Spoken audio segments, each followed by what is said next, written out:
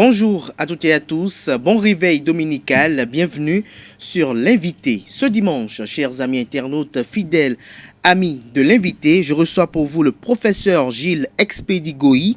Il est sociologue, démographe et politologue, ancien directeur adjoint de cabinet du ministère de la Communication et de la Poste.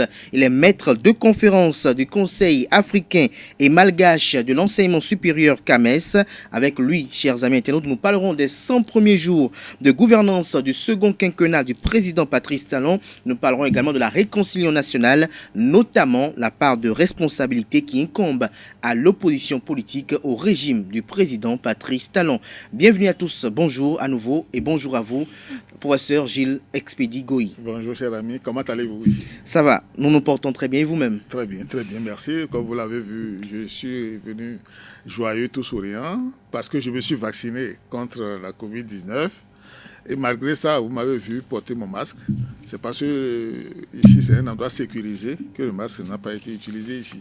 Donc, merci quand on se vaccine, on est en bonne santé et on voit la vie du bon côté. On voit la vie du bon côté. Je rappelle que vous êtes également enseignant, chercheur à l'université d'Abomey-Calavi. Absolument. Alors, nous parlons dans un premier temps des 100 premiers jours de gouvernance du président Patrice Talon. Dites-nous, qu'est-ce que vous avez retenu en ces 100 premiers jours de gouvernance? Très bien. Merci encore pour l'invitation. Disons d'emblée, pour la première phrase, disons d'emblée que les premiers 100 jours du président Patrice Talon pour ce second quinquennat est identique, est totalement comparable aux 100 premiers jours du premier quinquennat. Parce que ce qui fait la caractéristique fondamentale de ces deux quinquennats, c'est que le président Patrice Talon, comme vous l'avez remarqué, tout le monde l'a remarqué, le président Patrice Talon est resté égal à lui-même. Il est resté égal à lui-même, maintenant résolument le cap de l'action pour le développement du Bénin. Vous dites que Patrice Talon est resté égal à lui-même. Qu'est-ce que vous voulez dire à travers cela? Ça veut dire qu'il est resté totalement constant, totalement égal à ses engagements, simplement parce que, comme vous l'avez remarqué, depuis le premier quinquennat, jusqu'ici, il n'y a jamais eu de promesse non tenue pour le développement du Bénin du côté du président Patrice Talon. Mais lorsque vous dites qu'il n'y a pas d'engagement qui est non tenu, par exemple, promesse non tenue, est-ce que vous pouvez citer quelques-unes de ces promesses? Il y en arrive, vous allez voir. Donc, promesse non tenue. La première promesse tenue, c'est que nous avons actuellement une opposition politique qui fonctionne parfaitement bien, qui est dans son rôle, qui joue bien son rôle dans un cadre réglementaire clair et sain, à cause de la mise en œuvre résolue des réformes relatives au système partisan, ce qui permet d'affirmer d'office que la démocratie béninoise a encore de beaux jours devant elle. C'est le deuxième constat. Le troisième constat, c'est-à-dire la troisième promesse tenue, oui, comme on l'a remarqué au cours du premier quinquennat, c'est qu'il y a une absence totale de divagation et de distraction pour entuber le peuple. Il n'y a jamais eu jusqu'à présent de déclaration démagogique de la part du président Patrice Talon pour mystifier le peuple, de telle sorte que tout est fait clairement dans une dynamique, et c'est incontestable, dans une dynamique permanente de constance dans l'effort, le pragmatisme en action, dans l'efficacité et la discrétion. Constance dans l'effort, le pragmatisme en action, dans l'efficience et la discrétion. Parce que, comme vous le savez, l'efficience, c'est l'efficacité à moindre coût. On voit donc que le Bénin, qui a déjà connu de nombreux 100 premiers jours,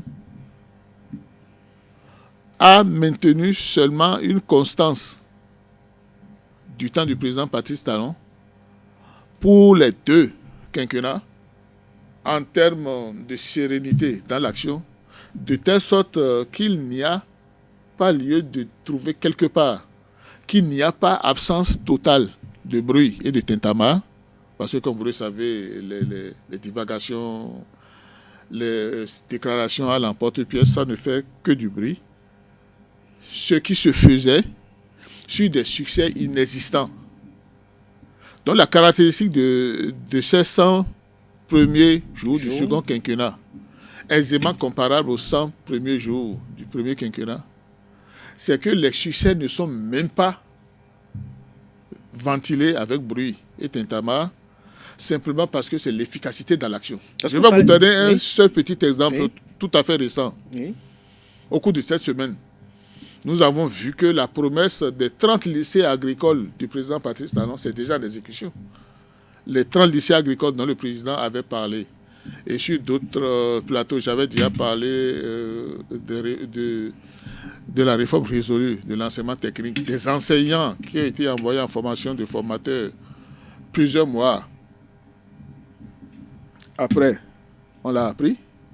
Donc les choses sont d'abord faites avant qu'on ne soit au courant.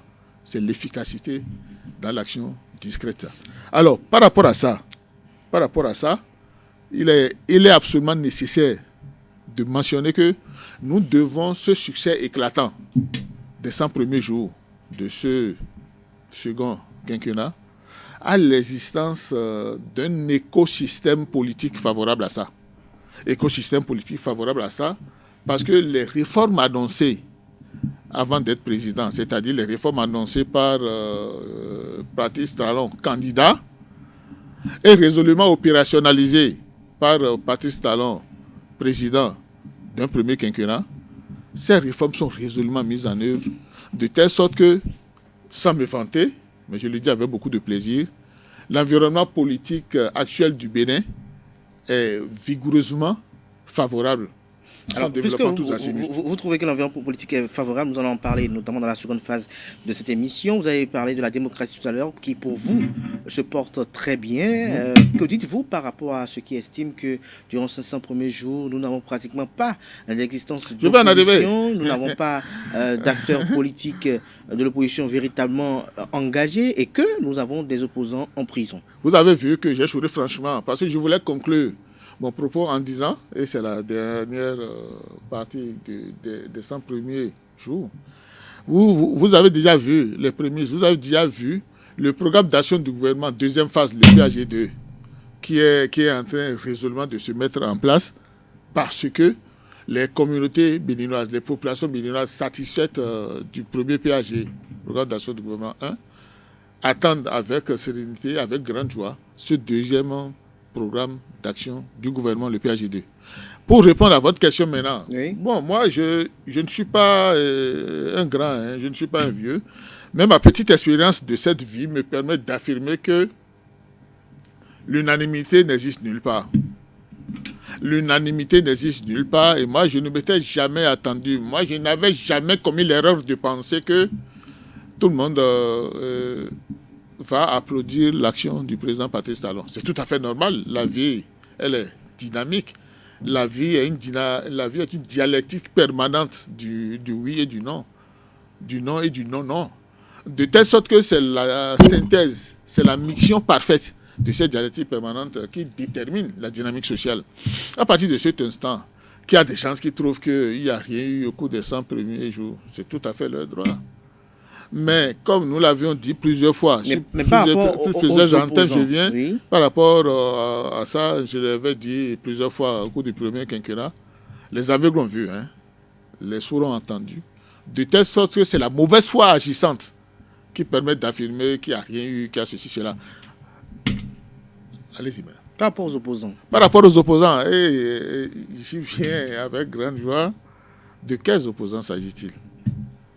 Quelqu'un qui n'est pas en situation... Donc, estime par exemple que Ricky Amadougou et Joël Frédéric Ayefos sont des opposants politiques? Ces deux situations tout à fait ubiesques ont été déjà largement débattues au cours, avant et au cours de la campagne présidentielle. Pour qu'on s'y étende trop ici, je vais simplement brosser la situation. À quelle situation nous sommes confrontés avec ces deux personnes que vous avez citées? Des gens qui ont fait beaucoup de bruit et du vent, des gens qui s'étaient beaucoup agités, refusant de se conformer très rapidement à une situation nationale. c'est-à-dire à une situation politique validée, c'est-à-dire se conformer aux réformes nécessitées par le système partisan. Vous voulez diriger un pays dont vous rejetez dès l'entame les bases fondamentales. Rejeter la constitution d'un pays validée par les institutions, par les instances souveraines, et vous voulez gouverner un pays. Non, non. Je crois que l'un dans l'autre, c'est le manque de sérieux de ces deux personnes qui est à l'origine de leur situation. Leur situation qui ne dérange en rien le développement proverbial du Bénin, qui va le vent en poupe, continuer le développement amorcé par le président Patrice Talon. Alors, donc, l'un dans l'autre. Lorsque vous parlez tout à l'heure des 100 premiers jours, vous avez parlé de la tenue de la promesse des 30 lycées techniques. C'était qu'un exemple. C'était qu'un exemple. Est-ce que vous avez d'autres exemples pour illustrer? Les exemples foisonnent. Hein. Si je devais me mettre à les lister, nous n'allons pas quitter le cadre restreint de cette émission qui n'a qu'une heure de temps. Les exemples foisonnent. Je ne vais pas, ce serait vous faire insulte que de vous mettre à énumérer. Je vais juste donner quelques exemples. Oui, allez-y, quelques exemples. Très bien. Peut-être qu'on va y arriver. Je vais peut-être anticiper. Le social dont avait parlé le président Patrice Talon et qui s'est densifié lors de sa prestation de serment pour devenir bientôt, ça a déjà commencé, le hautement social, est le premier point capital à souligner. Comment le hautement social a déjà commencé? Le hautement social a déjà commencé. Je vais d'abord brosser ce qu'est le social avant de parler du hautement social. Parce que comme vous le savez, avant de se coucher, il faut s'asseoir. Donc le social, tel qu'opérationnalisé par le président Patrice Talon, doit être complètement maîtrisé avant d'apprécier le hautement social qui s'amorce déjà. Le social, ça a constitué en quoi? Le social, ça a constitué en la mise en œuvre brillante du projet asphaltage. La première phase du projet asphaltage. Les belles routes lourdes et bien faites du premier quinquennat. Vous n'avez jamais vu ça où?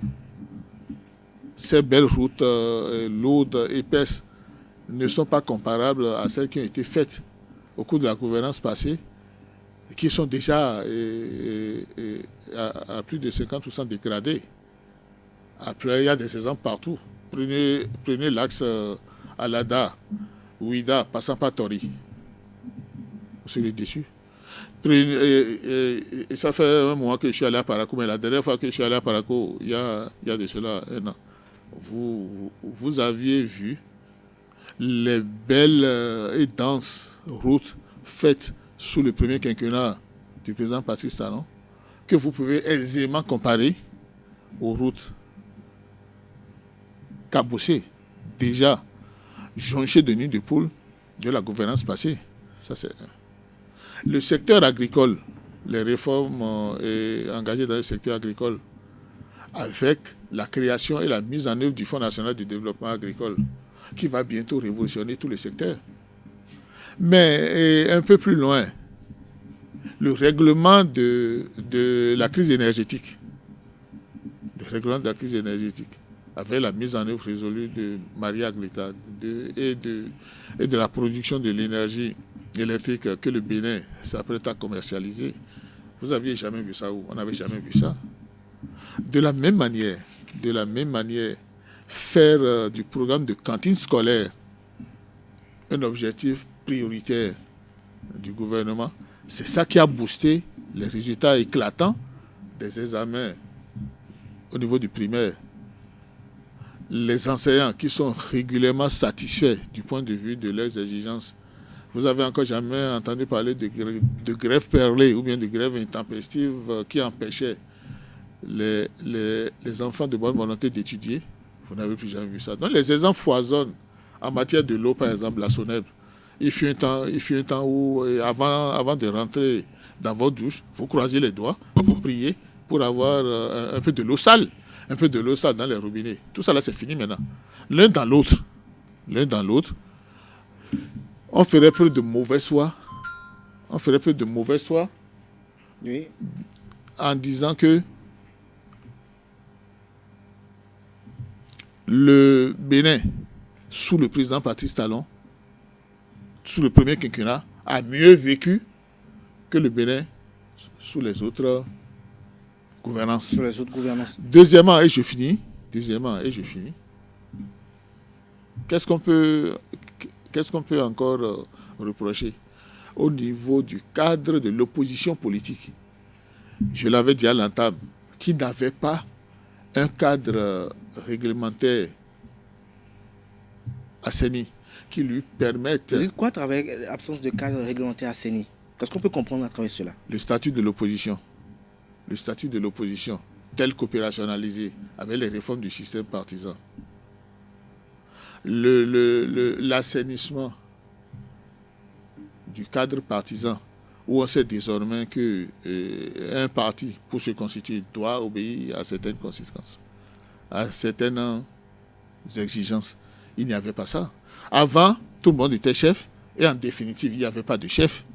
Actuellement, un chef de parti politique se respecte simplement parce que le parti a acquis ses lettres de noblesse. Lettres de noblesse qui consiste en ceci que le parti n'est plus un club électoral où chaque ménage pouvait se déclarer parti politique dans le temps. Bref, il y a tellement d'exemples, je ne sais pas... Il y a tellement d'exemples qui vous parlent. Il y en a trop. Mais en tant qu'enseignant, je vais revenir un peu en arrière dans votre argumentaire, notamment celui concernant les 30 lycées techniques. Lorsque vous parlez de ces lycées techniques, quelle serait leur contribution, leur apport au développement national? Merci infiniment. Leur apport au développement national est tellement évident qu'il en est éclatant. À quoi assistions-nous avant l'arrivée du président Patrice Talon? On était confronté à un système éducatif, sinon obsolète, du moins inadéquat par rapport au marché du travail. Donc il y avait une parfaite inadéquation entre la formation et l'emploi, de telle sorte que la brillante proposition de la réforme de l'enseignement technique et professionnel, qui est à l'origine des 30 lycées agricoles préconisés par le président Patrice Talon, procède d'un diagnostic tout à fait clair et objectif. Dans une démarche parfaitement participative, cette démarche a permis d'identifier les vrais problèmes de l'enseignement en général au Bénin et de l'enseignement technique et professionnel de l'autre part. Et en tant que bon enseignant du supérieur, sans me vanter, le diagnostic a été tellement bien fait que c'est sous le premier quinquennat du président Patrice Talon que nous avons commencé par parler des facultés professionnalisées, c'est-à-dire des creusets de formation, fussent-elles générales, qui permettent aux diplômés de commencer, d'avoir la possibilité ou l'opportunité de commencer par s'auto-employer. Or, la situation précédemment vécue, c'était la situation de l'État-providence où des connaissances théoriques, généralement mal maîtrisées, étaient fondatrices de certains diplômes qui ne permettaient pas l'utilisation de leurs propriétaires. Il fut un temps, je ne trahis aucun secret, où on avait voulu faire des recrutements massifs, des entreprises qualifiées, dont je ne vais pas donner le nom ici, des entreprises qualifiées voulaient faire des recrutements tout à fait sérieux. Les profils ont été définis, mais ils ont eu la désolation de constater qu'aucune candidature ne permettait ces recrutements-là. Ce diagnostic a été mentionné dans ce qui a été fait, de telle sorte que très tôt le président Patrice Talon a vu que pour réussir le développement de ce pays, il faut que tous les enfants de ce pays puissent participer à ça, fussent-ils provenant du secteur public que du secteur privé, fussent-ils de l'enseignement général que de l'enseignement privé. De telle sorte que les choses sont mises en place, ou bien sont en train d'être mises en place, pour qu'il y ait désormais une parfaite adéquation entre la formation et l'emploi, pour que l'auto-employabilité acquiert cette lettre de noblesse et pour que l'Agence nationale pour la promotion de l'emploi brille de tous ses feux et que les jeunes, d'ici à quelques années, pas nombreuses, d'ici à quelques années, le jeune finissant son cursus, le jeune terminant sa formation, ait déjà une idée très claire de ce qu'il va avoir comme emploi, de ce qu'il va apporter comme contribution, sa propre contribution au développement du pays. L'un dans l'autre. Ces 30 lycées agricoles qui sont déjà en exécution, très rapidement, vont insuffler un nouveau dynamisme d'abord au développement du secteur agricole. Ce n'est pas pour rien que le Fonds national de développement agricole est déjà en œuvre et en action. Ces 30 lycées agricoles, vous allez le constater, Dieu va nous donner vie jusque-là, vous verrez que très rapidement, les jeunes sortis de ces creusets de formation ne voudront même pas aller pleurnicher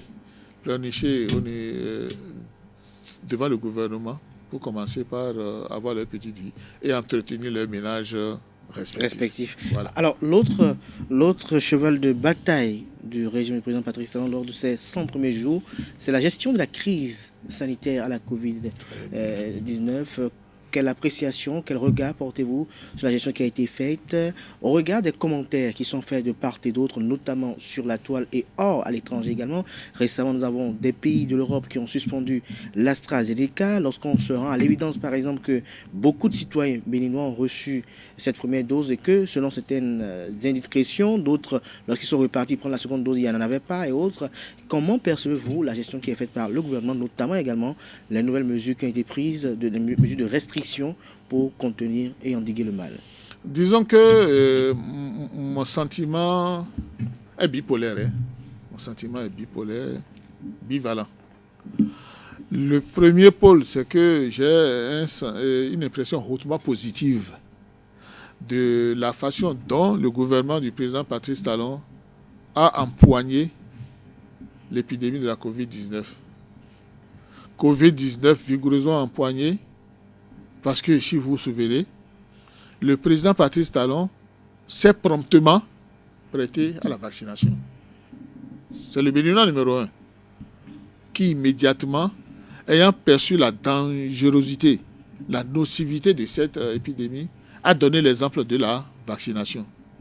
Mais l'autre côté, le deuxième côté qui fait ma désolation, pas la déception, parce que la déception n'est pas de cette vie, il fait ma désolation, c'est au niveau des réseaux sociaux. Les réseaux sociaux, comme vous le savez, sont une arme à double tranchant.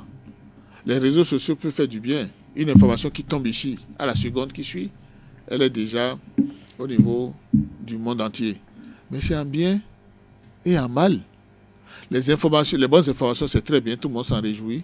Mais il y a tellement de fake news, c'est-à-dire de mauvaises informations, qui viennent saboter, qui viennent polluer les esprits bienveillants. Alors, que n'a-t-on pas lu au niveau des vaccins? On a lu de bonnes choses, des informations utiles, à savoir les gestes barrières à observer. Vous l'avez vu, je l'ai fait, bien que je sois vacciné contre la Covid-19. Je suis entré dans vos murs avec mon masque. J'ai respecté la distanciation sociale, j'étais allé m'asseoir. Bref, les bonnes informations sur les mesures barrières. Mais de l'autre côté, on a commencé par vomir, et le mot n'est pas trop fort. On a commencé par médire du vaccin contre la Covid-19 en oubliant un détail extrêmement important. À ma décharge, nulle part, moi, je n'ai lu. Nulle part, je n'ai entendu que les vaccins actuellement disponibles sur le marché de la lutte contre l'épidémie de la Covid-19 sont efficaces à 100%. Aucun vaccin, depuis l'histoire de l'humanité, je l'ai montré dans l'une de mes publications récentes, aucun vaccin n'a jamais été efficace à 100%. Et je mets quiconque au défi parmi les vaccins qui sont disponibles, que les gens sont écrits sur les vaccins efficaces à 100%.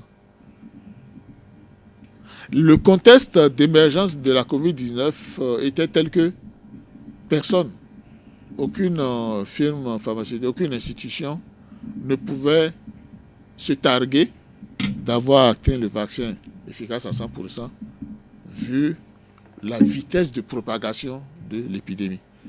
Donc, se vacciner a toujours été un risque. Se vacciner a toujours été un risque, même au niveau traditionnel, même au niveau de nos cultures africaines, où nous avions déjà les vaccinations.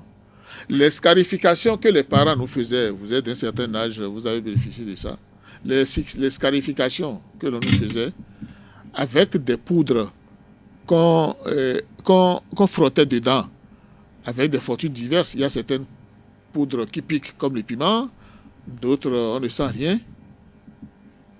Ces scarifications ont des efficacités relatives. Parce qu'il est déjà arrivé des cas où, où des enfants ont eu le corps bardé de scarifications, parce que c'est censé les protéger contre une mort précoce ou prématurée. Généralement, à tort ou à raison, attribué aux sorciers ou aux sorcières. Des enfants avaient été scarifiés contre la sorcellerie et ont été bouffés en griffes par les sorciers. Donc, le succès à 100%, quelle que soit la vaccination, la scarification, en étant une, n'existe encore nulle part. On avait décrété la variole éradiquée de la planète Terre. Mais il y a eu quelques années, il y a eu des cas égarés, il y a eu des cas isolés de la variole. Du moins, il en est de même pour la tuberculose. De telle sorte que la vie étant fondamentalement un risque, il n'y a aucun problème à savoir que la perfection n'est pas de ce monde. Mais l'un dans l'autre, tant qu'à faire, il vaut mieux aller faire quelque chose qu'on t'a dit, qu'on t'a rassuré, pouvant te protéger maximalement contre une maladie, que de t'entêter bêtement à ne pas le faire. La preuve, le ministre de la Santé, le professeur Benjamin Koupati, il l'a clairement fait.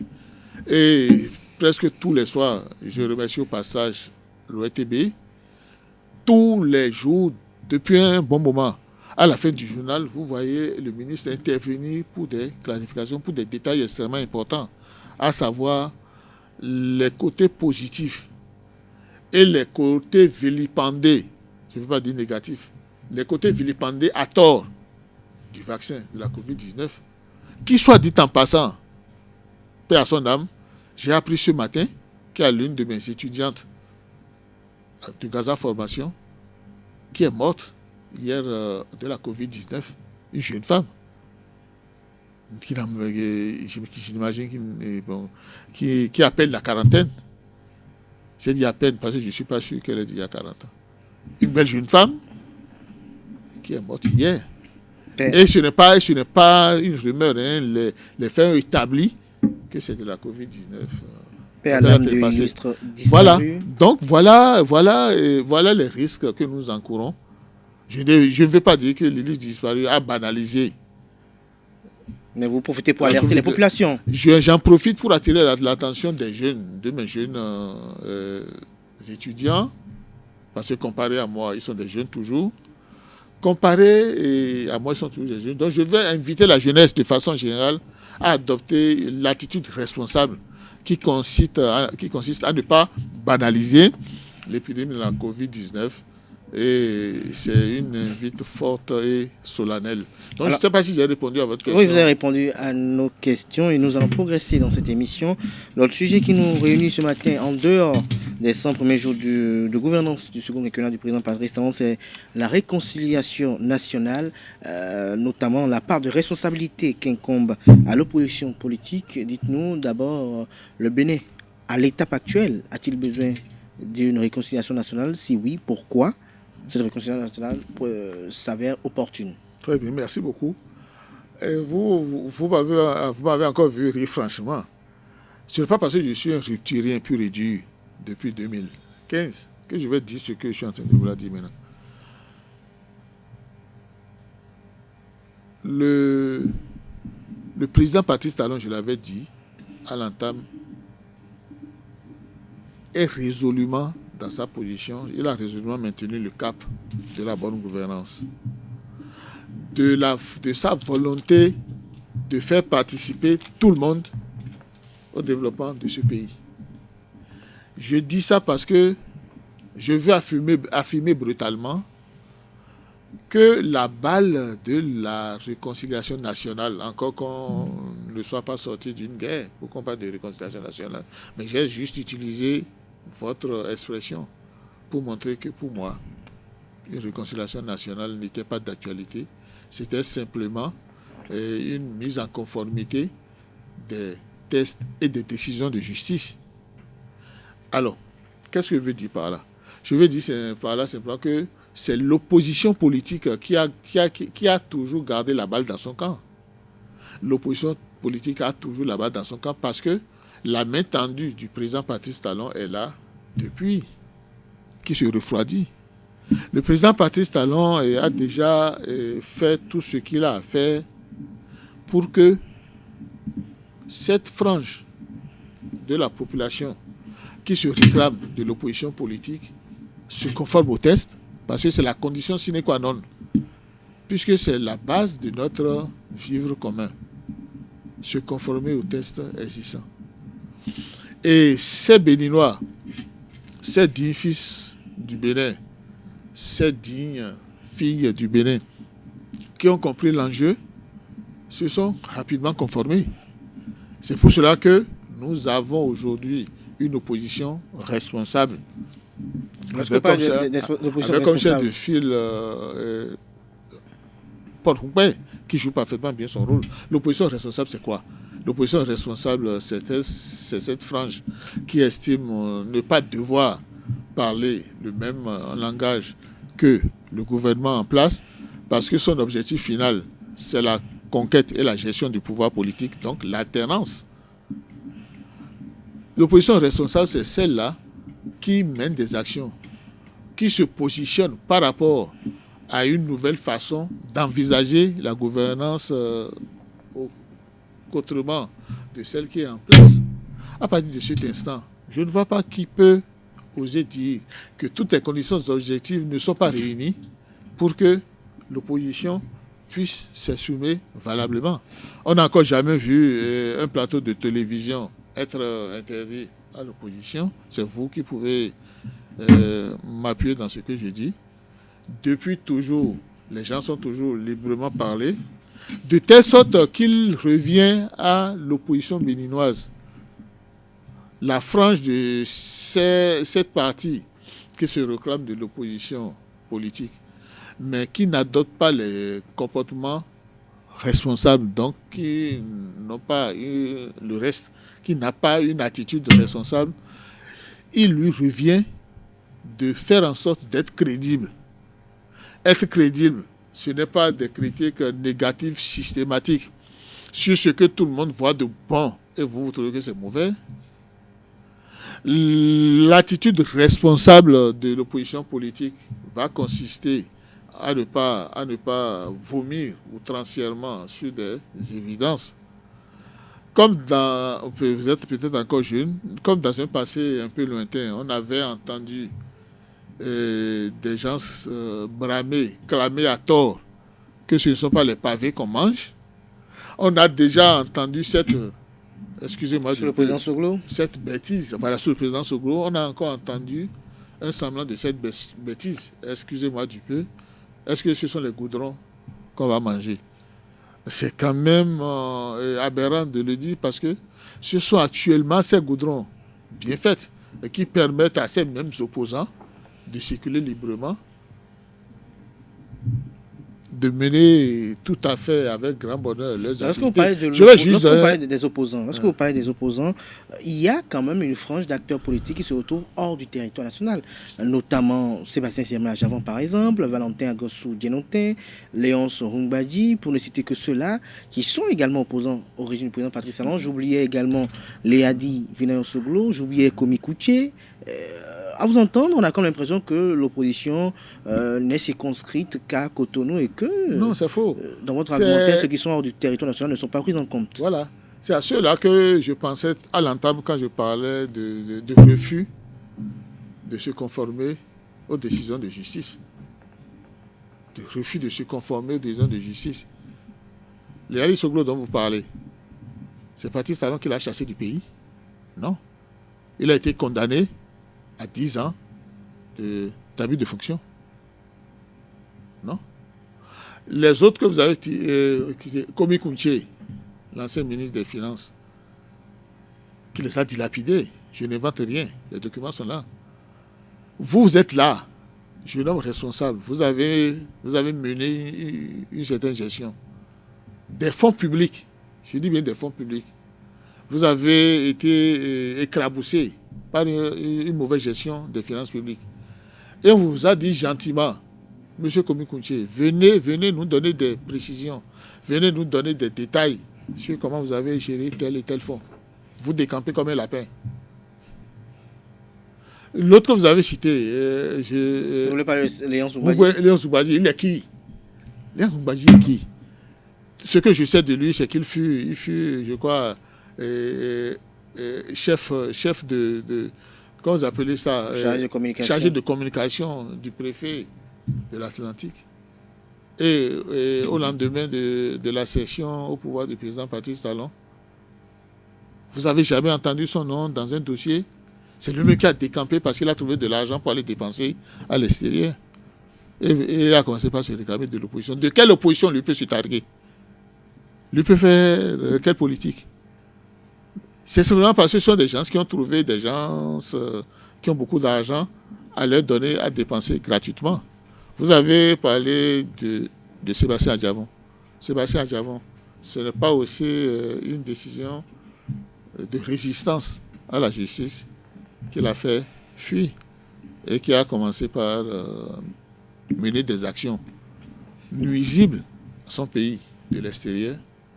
Je finis avec l'ancien ministre Dianotin. Vous savez bien pourquoi il est parti, non? Vous savez bien qu'il est parti. Est-ce que ce n'est pas parce qu'il a été condamné pour divulgation de documents administratifs sensibles? J'ai inventé ça. C'est le président Patrice Talon qui a inventé ça. On n'a pas inventé ça. Donc ce sont des gens en indélicatesse avec la justice et avec le vivre commun béninois. Ce sont ces gens-là qui ont fui, qui ont décampé, et de l'extérieur, ils font de l'intoxication, ils font de la malveillance politique en racontant n'importe quoi. Mais aujourd'hui, l'espérance des uns et des autres, des Béninois, pour la plupart, c'est quand même de voir quand même ces acteurs politiques, notamment les plus influents parmi eux, qui ont quand même un impact sur le vivre ensemble béninois, pouvoir regagner le territoire national pour que, main dans la main, même si les acteurs politiques sont d'accord pour ne pas être d'accord, que le pays puisse être construit avec tous les fils de ce pays au pays. C'est une bonne intervention, mais vous avez remarqué que le président Patrice Talon n'a jamais fait obstacle à ça. Quelque temps avant les campagnes présidentielles, vous avez vu un cas brillant. Vous avez vu un cas brillant. Bertin Kaovi, pour ne pas le citer. Vous avez vu tout ce que ce Béninois, ce fils du Bénin, a vomi, le mot n'est pas trop fort, a déversé de sale ou de salissant sur la gouvernance du président Patrice Talon. À sa décharge, c'était au cours des premières années de gouvernance du président Patrice Talon, qui ne s'était pas laissé du tout influencer ni mystifier par ses égarements verbaux, par ses verbiages inutiles au développement du pays. Il a résolument maintenu le cap, comme j'ai dit, et de façon irréprochable. Le développement du Bénin a été mis en orbite. Et quand on a un peu de bonne foi agissante, contrairement à la mauvaise foi agissante de l'autre côté, on reconnaît les efforts faits par le président Patrice Talon et sa gouvernance et les succès, les nombreux succès engrangés sous le premier quinquennat. Alors, un digne fils du Bénin qui n'est pas aveuglé par des considérations mesquines, qui n'est pas mystifié par des faussetés bassement matérialistes, doit reconnaître le bien fondé, le côté positif de ce qui a été fait. C'est ce que M. Bertin Kovi a fait mandat honorable et a montré sa bonne foi de contribuer. Mais est-ce que lorsque... Je n'ai pas fini, excusez-moi, de contribuer au développement du pays. Vous êtes là, vous êtes un jeune homme bien éduqué. Vous blessez gravement votre papa. Vous parlez mal à votre maman. Et vous ne venez pas reconnaître que vous avez mal fait. Vous ne venez pas faire mandat honorable. Vous sortez de la maison et vous continuez de vilipender votre maman ou votre papa de l'extérieur. C'est une attitude responsable, ça. Venez. Peut-être que ce qu'on vous reproche, vous n'êtes pas condamnable pour ces choses-là. Venez vous exprimer. Venez vous montrer coopératif. Venez vous montrer bon fils. À ce moment-là, venez vous montrer, venez vous expliquer de part et d'autre. C'est vrai que nous tournons progressivement vers la fin de cette émission. D'aucuns estiment que s'ils rentrent, ils auront le même sort que Atta Mohamed Renho. D'autres estiment également que, et d'autres sont dans le doute de savoir, est-ce que leur venue sera faire allégeance à Patrice Talon, puisque lorsqu'on cite Bertin Kovi, on parle également de Pascal Tawes, mais les deux, lorsqu'ils sont venus...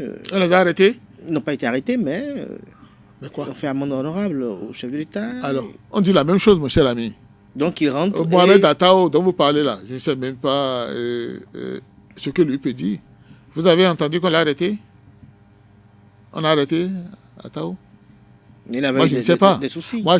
Quels soucis? Donc, si moi, j'ai des soucis de ventre, si je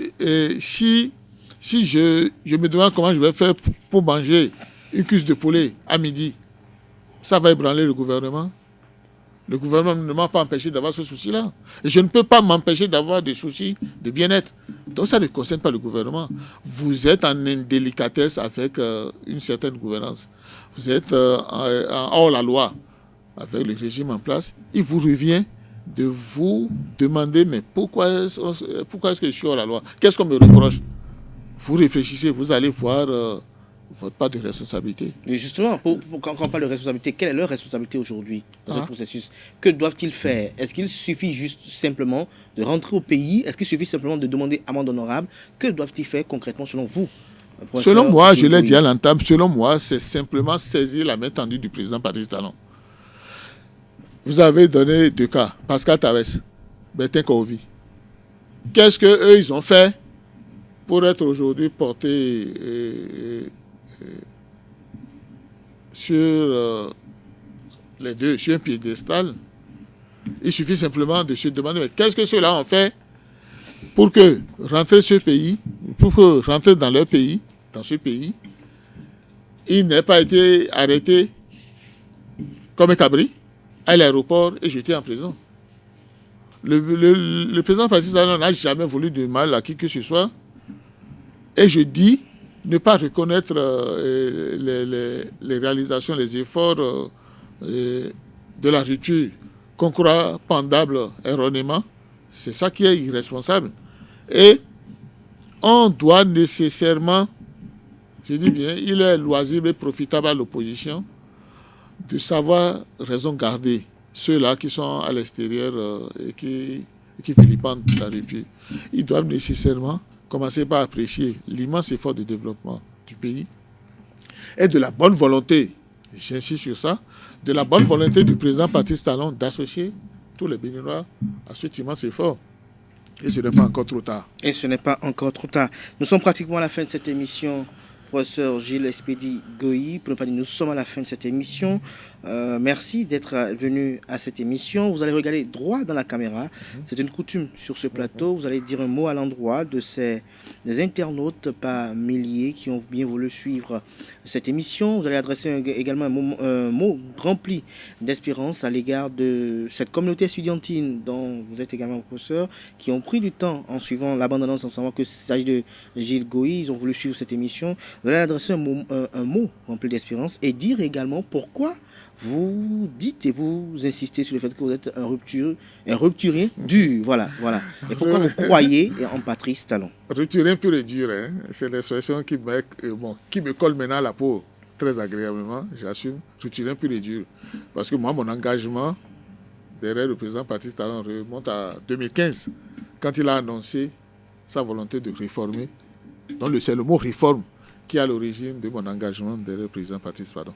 Je n'ai qu'un mot à deux dimensions. Le premier mot, c'est que, la première phrase, bien entendu, c'est que nulle part rien ne marche parfaitement. Aucune œuvre humaine n'est parfaite. Nulle part rien ne marche parfaitement.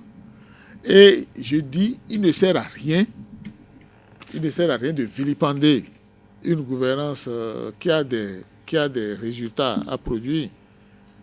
Il ne sert à rien à une frange d'une certaine dynamique politique qui n'a que du vent à vendre. De vilipender cette gouvernance, commettant l'erreur de penser que le peuple béninois est encore prêt à se faire jeter dans des lendemains incertains et hasardeux. C'est fini ça. Le Bénin a amorcé résolument son développement et va maintenir le cap.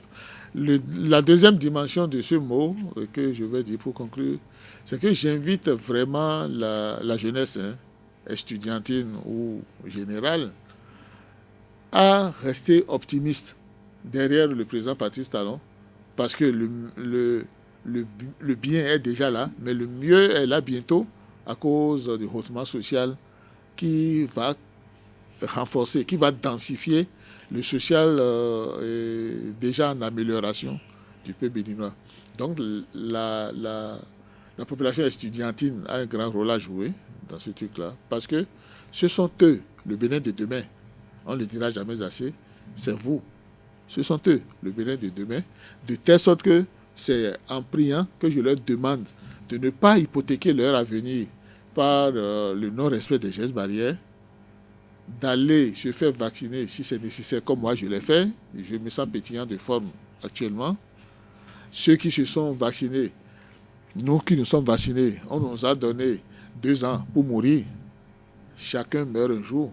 Mais moi, je défie quiconque. Dans 5 ans, je serai encore là. La jeunesse n'a rien à craindre. La jeunesse doit faire confiance à ses dirigeants. Le président Patrice Talon s'est vacciné. Béninois numéro 1. Tous les autres Béninois doivent le suivre. Il ne s'agit pas de contraintes. Je finis en disant que la santé comme l'armée, relève du domaine régalien de l'État.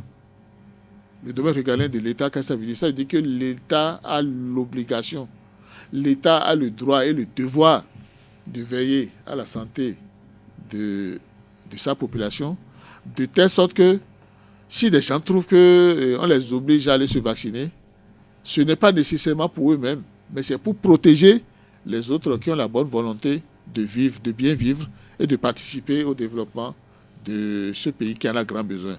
Donc je vous remercie de m'avoir donné l'opportunité de m'adresser aux Béninois. Merci beaucoup à vous également, c'est un plaisir partagé. Chers amis internautes, on retiendra entre autres de cet entretien qu'à l'entame, notre invité, le professeur Gilles Expédigoye, a dit qu'il s'est fait vacciner contre la Covid-19. Il a martelé au cours de cette émission qu'il est un rupturien pur et dur, et ce, depuis 2015. Il nous a fait part de l'essence, pour ne pas dire des raisons motives de son engagement derrière le président Patrice Talon.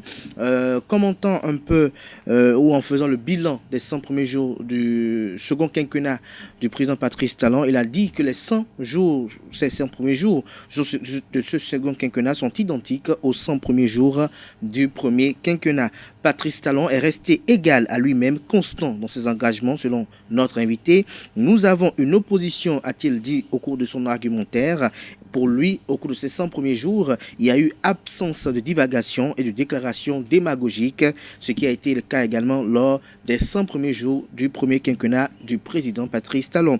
Il nous note la dynamique de constance dans l'effort avec le président Patrice Talon et qui est en train de tenir sa promesse de concrétiser 30 lycées techniques agricoles au Bénin. Pour lui, tout ceci a été favorable grâce à l'écosystème qui était également favorable à tout ceci. Pour lui, il a fait savoir qu'il n'y a nulle part au monde où il subsiste, où il réside l'unanimité partout au monde. Il y a toujours des désaccords parfois parce que c'est ainsi que va la vie.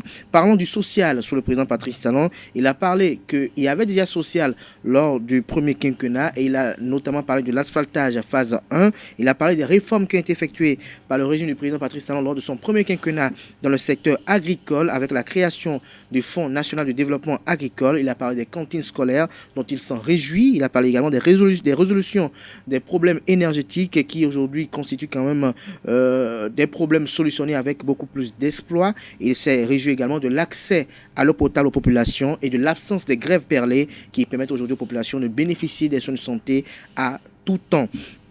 Il a également évoqué au cours de son argumentaire la pertinence des réformes effectuées par le régime en place dans le secteur de l'enseignement supérieur et notamment dans le secteur de l'enseignement en général. Il a donné ses impressions qui sont hautement positives au regard de la façon dont le régime du président Patrice Talon a géré la crise contre la pandémie de la Covid-19 et s'est félicité du fait que le président Patrice Talon, premier des Béninois, s'est empressé dès l'avènement des vaccins à aller se faire vacciner contre la Covid-19. En tant qu'enseignant-chercheur, il nous a fait savoir au cours de cette émission qu'aucun vaccin depuis l'avènement de l'humanité n'a été efficace à 100% et qu'il défie quiconque de venir lui dire le contraire. Se vacciner a toujours été un risque, même au plan traditionnel, et il a argumenté dans ce sens. Il invite les populations, notamment la couche juvénile, à se faire vacciner contre la Covid-19. Dans la seconde manche de cette émission, notamment dans la partie relative à la réconciliation nationale et la responsabilité de l'opposition dans cette dite réconciliation nationale, il a fait savoir que la main tendue du président Patrice Talon est là depuis et qu'il faut que les uns et les autres se conforment aux textes et lois de la République.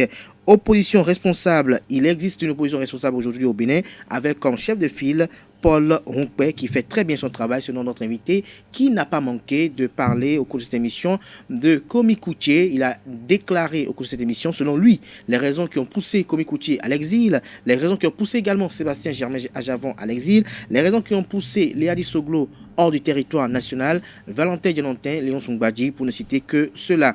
Il faut qu'il saisisse la main tendue du président Patrice Talon. Patrice Talon n'a jamais voulu du mal à qui que ce soit, nous a fait entendre Gilles Gouy, qui est ancien directeur adjoint de cabinet du ministère de la Communication et de la Poste. Pour lui, le mot réforme est à l'origine de son engagement derrière le président Patrice Talon. Il a dit qu'on lui colle désormais le surnom rupturien pur et dur et qu'il est fier d'assumer ce sobriquet. J'espère que j'ai été fidèle à vos propos. Vous êtes simplement excellent. Merci à vous, professeur Gilles Expédigoï. Je rappelle que vous êtes sociologue, démographe, politologue, ancien directeur adjoint de cabinet du ministère de la Communication et de la Poste, maître de conférences du Conseil africain et malgache de l'enseignement supérieur CAMES. Vous êtes également enseignant-chercheur à l'Université d'Abomey-Calavi. À toutes et à tous, merci pour l'attention. Merci également à l'attachement que vous accordez à ce programme télé sur ESAE TV. On se retrouve à très bientôt. Portez-vous bien et bonne journée dominicale en compagnie de nos programmes télé sur ESAE TV.